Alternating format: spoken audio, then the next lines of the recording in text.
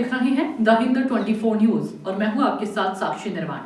आइए नजर डालते हैं आज की कुछ बड़ी खबरों की ओर। এমন এক পরিস্থিতি পরিবেশের মধ্যে আজকে দেশ দাঁড়িয়ে রয়েছে,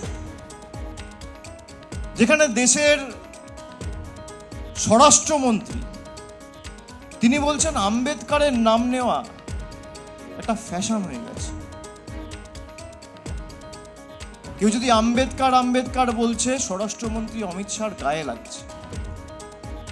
কাল থেকে রথযাত্রা শুরু করেছে জমিদার বাবু। আমরা রথযাত্রা আষাঢ় মাসে হয়, শ্রাবণ মাসে হয় শুনেছি, জুলাইতে হয়, অগস্টে হয়, ওই ফেব্রুয়ারি মার্চে রথ হয় আমি প্রথম দেখলাম। আমরা জগন্নাথ দেবের রথের কথা শুনেছি, আমরা মহাভারতে শ্রীকৃষ্ণ অর্জুনের রথের কথা শুনেছি, আমরা দেবদেবীদের রথের কথা শুনেছি।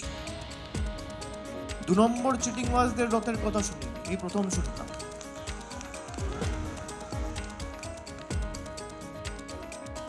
মানুষের প্রতিনিধিরা রাস্তায় থাকবে, না থেকে তারা থাকছে কোথায়? রথে। আপনি ভাবুন,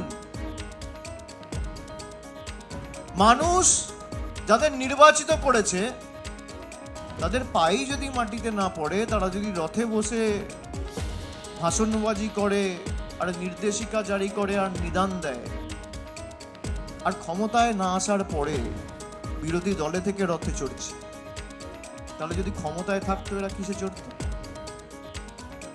কিসে চড়তো? তখন তো 4 তলা রথ তৈরি হতো। 70টা এমএলএ পেয়ে রথ, তাহলে এরা যদি 200 পার করতো কি হতো? বা আরো 70টা আসন বেশি পেতো কি হতো?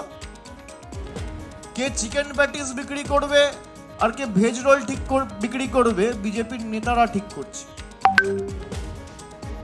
আমরা জগন্নাথ দেবের রথের কথা শুনেছি, আমরা মহাভারতে শ্রীকৃষ্ণ অর্জুনের রথের কথা শুনেছি, আমরা দেবদেবীদের রথের কথা শুনেছি।